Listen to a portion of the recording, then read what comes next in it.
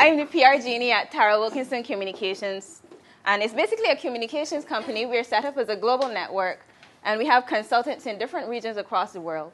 And that was done specifically to bring a different cultural edge, and because we're focused on creativity, to bring people from across the world together by Skype and Dropbox, just to deliver PR marketing services to you. So that's what we do. Our website, twcglobal.net, and you can find us on Facebook and Twitter. Our handle is TWC Global. So what I want to cover today are really 5 takeaways you can use for trade show best practices. But before we get there, because I teach, I like to start with the ground theory, so we can do a little bit about what is marketing. And I'll try to keep it really short and non-technical. So we have product, price, place, and promotion. So I'm going to go through this, but this is not what I'm recommending. I'm actually recommending the 4 E's. But before we get there, we kind of just go through the 4 P's. So we start with the product or service, which is the thing that you're actually going to sell, the physical thing or the consultancy that you deliver to the customer. So we started with product. That's the thing that you deliver. Yes? Place is exactly where it's hosted or where it's delivered. So if you're selling rotis from a particular store, that is the place. Everybody on board so far? Okay, you're following. Price is whatever the cost is to the customer. So you take into consideration things like the discount you're going to offer. And then the promotion is basically the PR and marketing. How do you promote the fact that you have this product or service available? So everybody covered on the 4 P's. All right. So that's good. It's a good start. But now we have something called the 4 E's, which is a lot more exciting and innovative. So then let's start with product. Well, we start with place at the top and then come down. So place, instead of having a single retail store, everybody knows that we have access to internet and everything is now online. So as a business person, as an entrepreneur, you're no longer stuck in a particular location.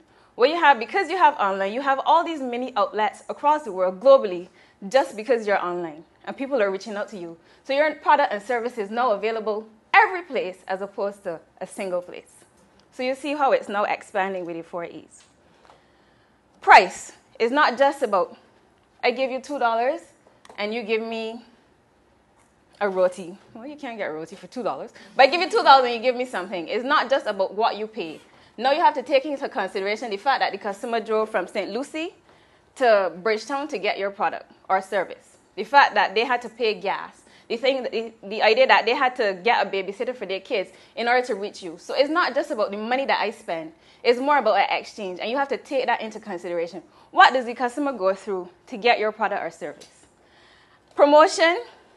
Before we get to promotion, I want to skip to experience. So it's not just about selling a physical thing anymore. It's about creating a whole lifestyle or a whole brand around your product or service. So if I sell palm trees, yes, I sell palm trees. But the idea that I create is that I'm a landscaper. I transform your environment by or through the palm tree. But I'm not just a palm tree seller. So you want to create an experience about whatever you do.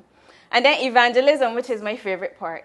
Instead of you just saying, this is who I am and this is what I represent, what do you want our customers to buy into the idea of what you're doing and they become the evangelist on your behalf? And so that's a basic breakdown of what marketing is. So instead of promoting, you want the customers to promote on your behalf. Instead of selling products, you now sell a lifestyle. So it's a whole package around the brand that you have to create and to sell. So the 5 things I'm going to cover are basically how to measure success when you're attending a trade show, because that's the first place to start. What exactly do you want to get from the trade show? Next is building momentum, how to create a 4D brand experience. So we'll come to that. Remember, it's no longer about the product. It's about, I can't hear you guys. Okay. How to engage customers, and then after the trade show, how to stay connected, which is where you get the social media coming in. So how do you measure success? I want you guys to just jot down quickly the one thing that you want to get coming out of Girlfriends Expo. Is it that you want to boost revenue, make more money? Is it that you're launching a new product? Is it that you're brand building? Because some people, they've launched a product. Say, for instance, Coca-Cola. They've been on the market for a while. So if they attend a trade show, they're not necessarily launching a new product unless there's a new line or a new spin-off. What they're doing is brand building, which is adding more credibility and more awareness to something that already exists. So if you exist already, are you brand building? Are you introducing a new product? Or are you looking to boost your revenue to make more money? So just jot down quickly. It could be more than one thing, but just jot down quickly the thing that you want to come out of with when you attend Girlfriends Expo. The next thing I want you to do is have an idea of exactly how you intend to build momentum around the fact that you're at the trade show. Because yes, you attend the trade show, and Girlfriends Expo will do amazing promotion for you, and you have a good set of people at the trade show already. But I'm sure that there are customers that you have already existing, or people that you could reach out to start to build the hype saying that, you know, we are going to be at Girlfriends Expo. And a great way to do that is, again, the Facebook, the Twitter, things like Instagram and Pinterest. Everybody knows Instagram, Pinterest. You're kind of aware of what these social media are, right? Yeah. So say, for instance, you sell cookies, and you're going to be at Girlfriends Expo. The week before Girlfriends Expo, or maybe 2 weeks, because I say a good timeline to start your promotion, especially if you're running on a limited budget, is 2 weeks before. But since social media is primarily low cost, you can start from a month. But if you really get down to the wire, 2 weeks before any event is enough time for you to promote and have good results. So you take pictures of your cookies, not yet. If you're on Instagram, you could put a nice little filter so that the cookie appears sort of vintage or sort of cool, multicolored, and you put that up. And the tag is that you're going to be at Girlfriends Expo. And I don't know if you guys have a hashtag. Right, so the hashtag is Girlfriends Expo. So you put up the cookie, a nice little post, and then you're saying, we're going to be at hashtag Girlfriends Expo. So that when anybody searches any of the social media and they search for Girlfriends Expo, your post comes up. Right? So we're building momentum now. We're getting people to know we are going to be here in a couple of weeks. Another thing you can do too is offer like 5% discount. If you bring this coupon with you, if you print it out and bring it with you, we give you 5% discount at Girlfriends Expo. So before the expo, you even building a crowd and a set of people who will come and who will be looking for your booth. And what you want to do too is in all the tags that you put up or all the posts that you put up, say that your booth number is X. I'm going to be located at X. So before you see the best practice starting before the trade show, right? And all this comes into your marketing. So the 4D brand experience, I really, really, really love the idea of the 4D brand experience. I was at Universal Studios in California, and you guys can hear me, right? Yeah. So they took us to watch a movie, Shrek. You know, we put on the little 3D glasses. It was like, oh, we're in a 3D movie. So Shrek walking along the path with Donkey. And in front of me in the aisle, I see Shrek moving and the little donkey moving. I'm like, okay, this is cool. We got this at home, you know, 3D. Then all of a sudden, Shrek sneezes and this water covers me. I'm like, seriously? So I thought, well, maybe the AC unit burst, something. So I'm looking around and everybody else still wiping too. So I'm like, okay, well, this is part of the experience. And then they're walking along, they come to a little cottage, and somebody inside is baking. And then all of a sudden, you start to smell the baking. So I'm like, well, this is awesome. They've taken me into a Shrek world. Why can't we do this with branding? And so that's the idea of the 4D brand experience. And what I want you guys to do is to create that at the booth that you have. So I know we covered Get the Look. But when I walk into your booth, it ain't just about the banners and the nice little tablecloth. And for crying out loud, if you can put a tablecloth, you know they have the skirts. Make sure they get the skirts. So you have the booth and you have the banners. But what else is there? When I walk into your booth, what do I smell? If you're Body Haven, can you have some lavender, some scented candles going on? So that when I come in, I'm drawn into an experience. What is it that I hear? Is it like music in the background? Or is it just you talking to me? Sometimes you just talking is enough. But if you are into selling CDs or you're an event promoter, have some nice music in the background. So whatever you choose, it has to link up to exactly how you create the brand and the message that you want to deliver, right? So not only do you determine what do you want to get out of it in terms of success measures, but the thing that you're selling, the idea that you're promoting at the trade show, right? And that's the 4D brand experience. So start thinking, what is it that I have that I can add to my little booth space to make it come alive, right? And you know, you're dealing with, well, Kim Tara said there are lots of guys now, but we all know how to, a couple. We all know how to relate to women. So yes, you're selling a particular product, but there are certain things about women that we would understand that would draw us in. And that comes down to understanding the market. So you know that women like soft colors or they like bolder colors depending on the demographic that you're dealing with. You know that they like things like, and don't be too stereotypical, huh? So don't have too many little flowers and butterflies going on. But do it in a tasteful and elegant way. Working the things that we as women like that can draw us in. So your thing might not necessarily be about flowers, but if you know that women like flowers, draw that in because they connect with something. They don't know your product or service up front, but they see something that they connect with and they're drawn to that thing. Right? So that's the 4D brand experience. Okay, so now we come into the little game that we have. But before we get there, whenever I attend a trade show, and I'm guilty of this sometimes because before I started working in marketing, I would man trade show booths for friends. And to be honest, sometimes I wouldn't talk to the customers. When I was an undergrad, I used to intern for a particular company.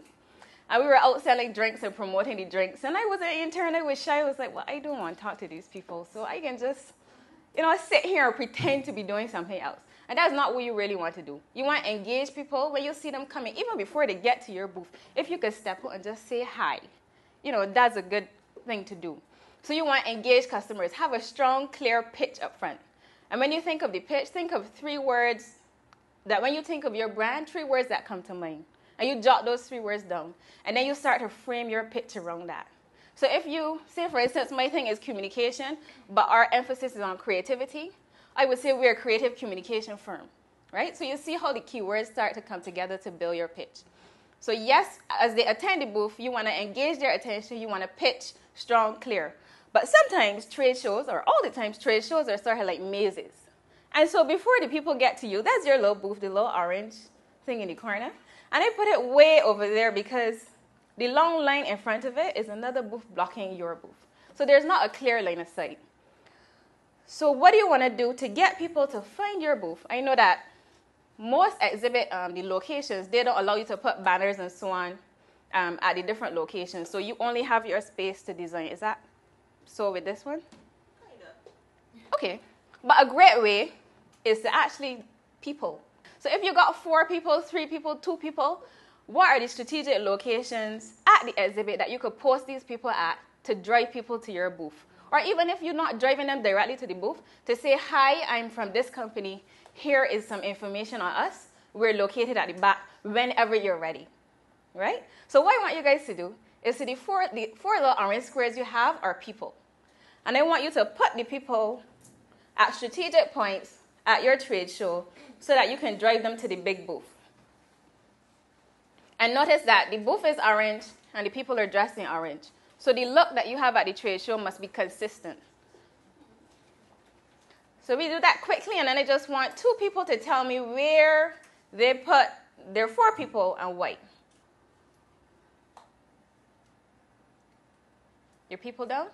All right, who's going to volunteer to tell me where the people are?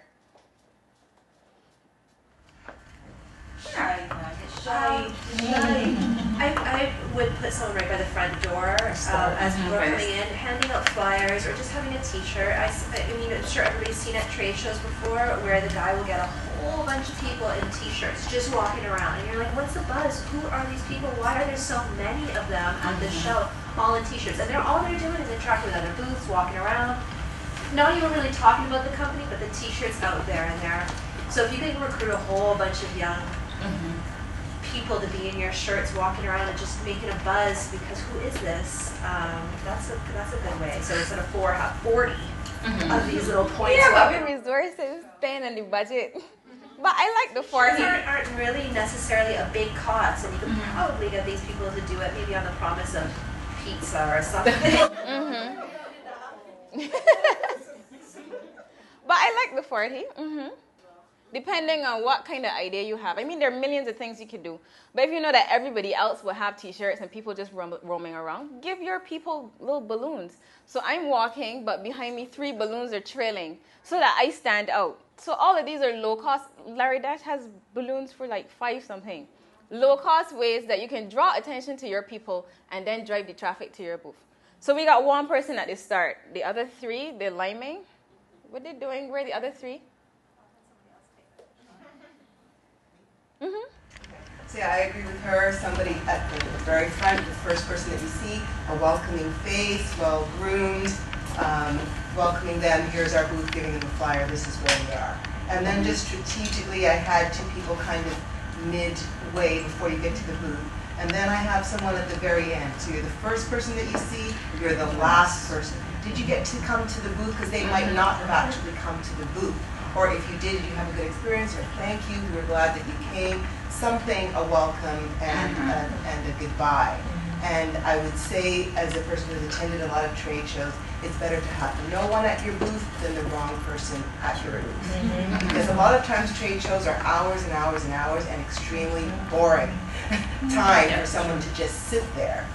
Been to the home show on a slow day, on a rainy day, and no one's around. So people find people who are family, who aren't Greek about the business, who just sit there and turn you off, actually, as an attendee. And then they don't know, it's like, oh, well, I have to wait for something to come back, and it will turn you off completely. So. Right.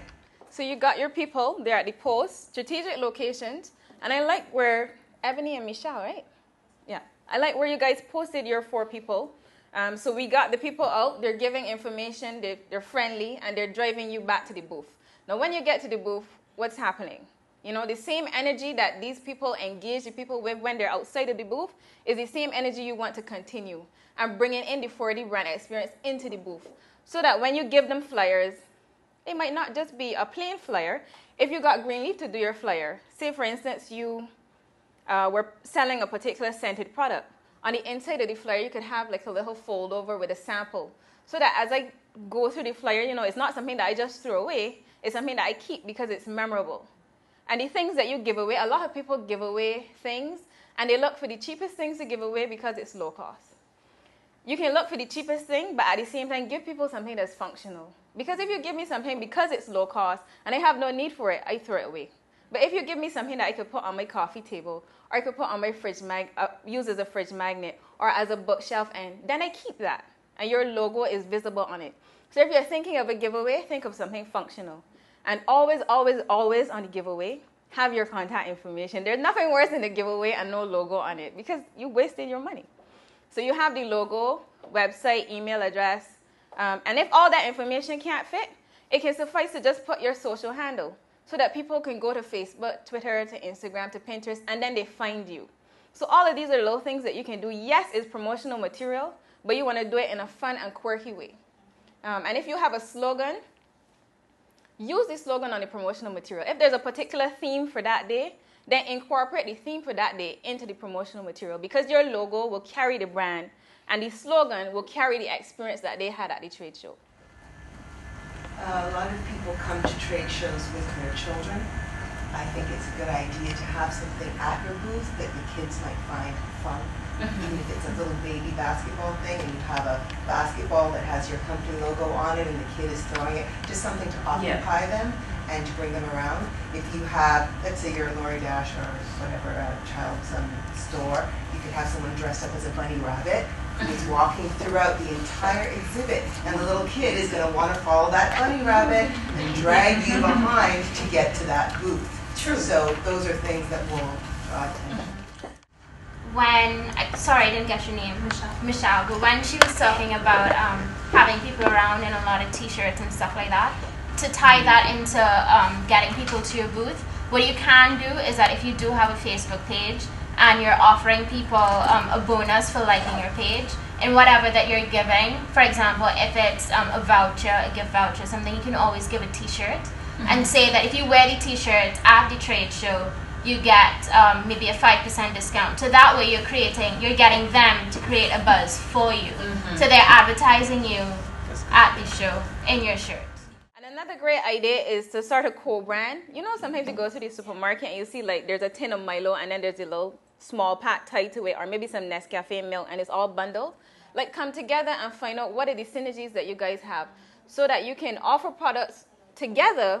I offer the product, you offer the product, but it's tied, both of our products together, and we drive traffic to one another so that people have more of an incentive to come to your booth because you're offering a little extra, right? And then the final point is to stay connected after the trade show. So you've done all these great things, you created the experience, everyone loves you. But what happens after? You know, if your objective up front is not necessarily to raise money, but to just launch a new product or to create awareness, then after you've created awareness at the trade show, then you want to close the sale after. And people underestimate the power of marketing at a trade show. So you might go to a trade show and make diddly squat. But depending on how many people pass through that trade show, you got 5,000 people that just saw your logo, 5,000 people that just tested or felt your product, 5,000 people that spoke to you or that you collected their information, because data mining is very, very, very powerful. So you might not make money from a trade show directly, but it's more of a long-term investment. So that is something very key to consider as well. So how do you stay in contact with these people? How do you close the sale after? And then how do you make it transition to people coming to you on an ongoing basis? And the way to do that is, of course, you collect information. Never let anybody pass through your booth without giving you at least an email address. And if you determine that your circumstances are such that people can't wait to write down information, then make sure that they have your information. Ebony? Sometimes people don't want to give that information, don't want to take the time. One way to encourage them to is to say it's going into a raffle for a car. You might not have a car. There could be no car. They don't need to know. Ebony, that is unethical. Just an idea. Just an idea. That is a way. That is a way. Not to say, not to lie and say there's a car, but to say that there is a raffle to get them to. But there needs to really be a raffle. There should be a raffle. Yeah. Maybe the car is a little car. And I think Kim Tara, you will have like PA system and all of that. So the idea is also to get people to say raffle going on at XYZ booth. You know, we're gonna do the drawing at whatever time. Okay. I have to say, I know a company in Canada, Promotions company, and they will take your brands and they will post the city with flyers for this exclusive event, and only so many people get to go, and it's this big secret and blah, blah, blah. There is no event. But your brand is out all over the city that millions of people are seeing, attached to an exclusive high-end event that doesn't exist. But nobody needs to know that. They just didn't happen to get an invitation. That being said, I just want to make a point that in Barbados, I've noticed that there are a lot of contests that don't end up with winners. And I've noticed this because I'm a little bit of a contest junkie. And these companies lose all their credibility with me. And I actually, I know because they haven't awarded a prize or they haven't let the winner be known. And I am not going to solicit them because they've lied. They've gotten me to do something. They've taken my time. It's not even what money, but they've taken my time to fill out a form or to put 3 packages of something together and drop it in a booth at the grocery store, and then there's no prize. And while I can't prove that there's no prize, because sometimes they've even written, who was the winner of your contest? So I can't really prove that there's none, but I know that there's none because I've been following and I don't have trust in them. They're lying and they're cheating, and I don't like that. And I'm not, you know, so I wouldn't recommend the raffle with no prize. I would recommend a raffle with a prize. You know, it doesn't have to even necessarily be related. If you don't have something, because she can give out free massages, let's say, and the toy store can give out free toys, or you can give out free clothes or something like this. But if you don't have something, have a free gift basket or a free jewelry set, or invest a little bit to collect this contact details, but never lie. True, your reputation is the only thing you have. So, and another thing about coupons. If you're going to give away coupons, any kind of giveaway, make sure that you number each coupon and make sure at the bottom it has a deadline to collect. Because people give away coupons with no deadline, and you find that years later, people are coming to redeem, and it messes up your accounting. You see, we talked about price and discounting and so on. So everything that you do, make sure that it works back into some sort of Excel sheet that you can track, because then you start to lose money because you're giving away things in a month where you have not planned to be giving away. So make sure that it's numbered and make sure that there's a date at the end saying, to be redeemed by, and have the specific date. Can I just say something about that truth in advertising? First of all, if you run a contest to us, we're going to know if you're having a real contest, because we don't just take it on the phone. We actually come to your store and look around and interact with you. We get involved. So there's something with media called truth in advertising, and we can also become liable as well. We have to be very careful about that, and we try to encourage all of our clients to be transparent. So these are the 5 things that I really wanted to drive home for you guys. Oh, that brings me back to the point I wanted to make. People collect information, so you collect a name, email address, telephone number, and so on. But people don't necessarily collect BB Messenger pins. And I find that that's a great way. People have smartphones now, and you call it permission marketing. Huh? So if you collect email addresses, you just send them a nice email saying, we would like to send you some information. Would you be interested? Or have some other automated way. But basically, or get permission on the day of the trade show to send them information. But make sure you get permission up front. But it's not only emails, it's also BB blasts that you can send out. It's text messages. So there are lots of ways to stay connected with people in ways that they can respond on the go. Because that's what you want. Nobody has time to sit down and necessarily to email you back. But as I'm walking or doing work or get a break, I can just pin you and say, hey, do you have this in stock? So these are things that you want to keep in mind to connect with people. You can send something that same evening saying, thank you for visiting our booth. Right. Hi, my name is Danny. I'd just like to say something about Facebook and marketing on Facebook. You have to be very careful as well because Facebook has a lot of guidelines that you need to follow. Yeah. And many small businesses do not actually follow these guidelines. For example, liking a photo to win a contest is not a part of Facebook's guidelines. So you have to be very careful.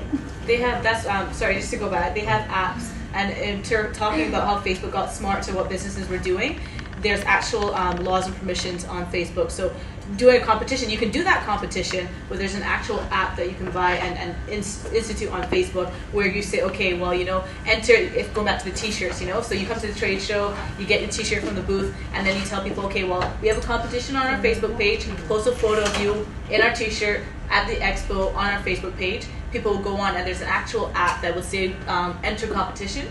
They can upload the photo, and then Facebook will track the likes, and you know, person with most likes gets a prize. So there, you can do things, but you have to make sure that you do it and you understand what Facebook offers. And they do have apps for like everything. So no matter what kind of competition you want to run, whether it's likes based or you know, enter a recipe or photo based or whatever the case is, it's possible. So you just have to make sure that you do some research.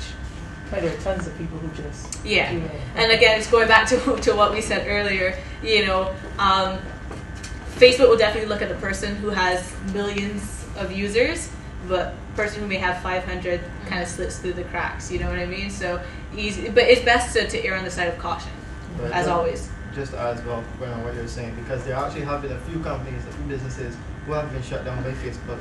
Just by one sole person notifying them about it. So you have to be careful. And 2 things about using social media. I always recommend to clients that if you're going to, because we also set up Facebook pages for clients, both online and offline communications. But I always recommend to people, if you are going to market your company via any sort of social media, always maintain a home base. Because at any point, Facebook, Twitter, Instagram, Pinterest can pull the plug on you. And you have no control, you have no legal recourse because you're not paying for the service. So always maintain a home base. If it's a website, if it's a blog that your developer created, and a home base meaning something that you bought, paid for, or that your internal employees develop. So yes, these tools are great, but what do you have that you control solely without anybody else being able to shut you down? Because if there are companies that if Facebook, Twitter shut down, they have no way of reaching customers because they've not mined any other data and they're not existing in any other space. So there are affordable ways to get websites. Partner with the people that you've employed or the companies around you, your partners, to get the look. Because that is very important. It makes no sense to do a DIY website and then it looks tacky. So partner with the people around you to get the look, but there are affordable ways to get domain names, to get websites up and going, and it doesn't have to cost you a lot. So find a partner who is sensitive to your needs and who will give you access to the backend, because that's also important. Yes, you could hire somebody to manage what goes up to the page, but I always recommend to clients, understand your backend and understand how to post on your own, so that if anything happens to your partner, your website doesn't have to go down. Right? So that's all with the stay connected. So then the last slide is just a recap. What do you want to do? Have up front, what exactly do you want to get from the trade show? What is the objective? And then that objective informs everything else that you do. Because if you're going to make money, then you have a box load of stock and you have people pushing.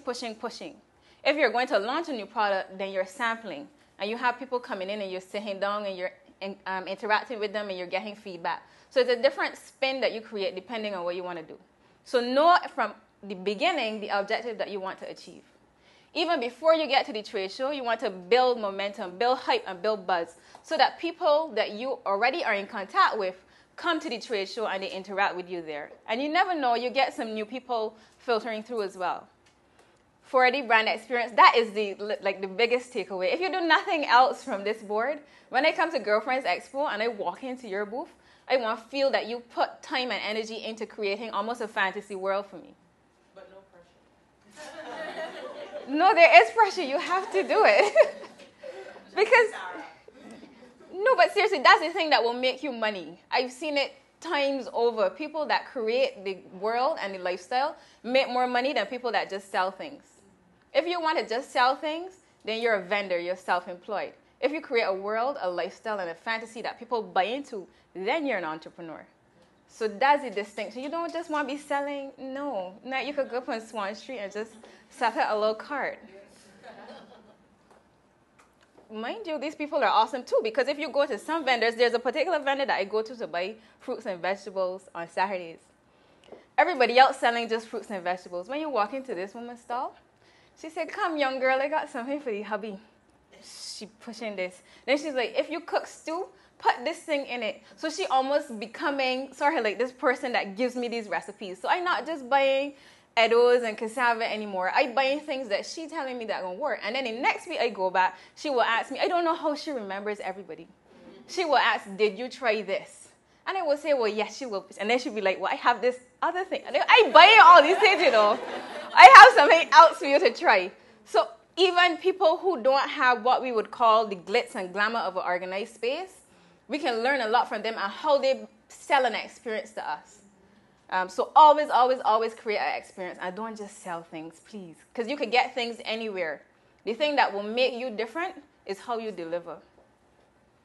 And engaging customers. Have a strong, clear pitch up front. When you go home, try to work on the 3 keywords. If you don't have it already, work on the 3 keywords that distinguish or tell people who you are. And make sure you have at least 1 keyword that is like a purple cow. Anybody knows what the purple cow is about? Okay, so Seth Godin, he's a marketer, and he has this book called Purple Cow. And the basic concept is that if you're driving along and, you know, cows are black or brown? Cows are black, yes. So you're driving along, but no, I've seen a brown cow. Okay, so you're driving around and you're seeing just the average cow in the color that they usually are. And then all of a sudden you come to a purple cow. Then you gasp, you look, it's like, oh my God, a purple cow. So the concept of the purple cow is what is the one thing that makes you different or that makes you stand out, right? So in your 3 keywords, have a purple cow, the thing that will set you apart from everybody else. And then finally, to stay connected, make sure that after the trade show, you have a way to reach out to people. And not just that you have a way that you actually use it. And if you collect email addresses, look for a simple way to basically send the email addresses to people. There's something called MailChimp. I don't know if anybody's used it before. Or if you haven't used any of these technologies, what works is a simple Excel sheet. Put the first name in one column, last name in another column, and then the email addresses in another column. Right? And then there's a way that you can export the data. We could talk about that some other time.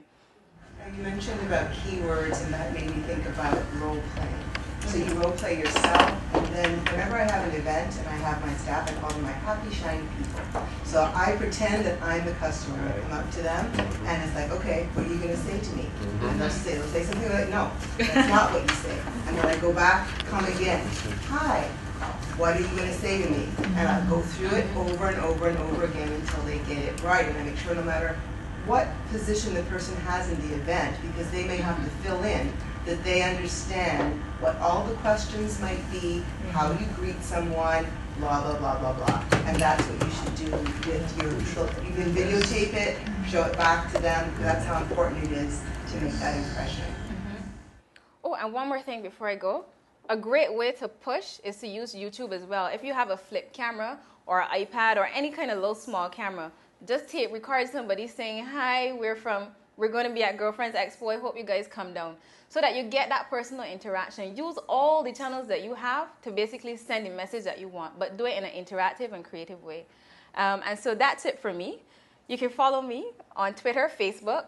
The handle is TWC Global. And every day, most days, I put up something called Boost Your Brand, and it's basically free tips about marketing. So every day there's a small tip that you could just read and take away, and it's usually something that you can implement on the day in your particular business or service. So that's something that you can get.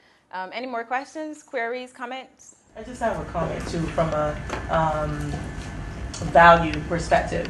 Where as entrepreneurs and as businesses, you need to create value. A lot of us talk about, I want to make money, I want to make money, but the customers want to make sure that you're adding value to whatever they need. So as you think about what you do, think value and also think quality over quantity. So you might want 1,000,001 customers to come to you, but what kind of quality are you giving? Right? So think value and think quality over quantity. I think that actually ties in with your fan page as well too, because just when Caroline was saying, and that you might have 1,000 likes, but then nobody might comment on your picture or whatever. Sometimes you have to decide what you want. If you want more people to just like your page or walk through your store, if you actually want to have loyal customers, because you may have 1,000 people liking, but only 5 people buy, and those 5 people are the ones that are more than likely going to refer you and make you the money.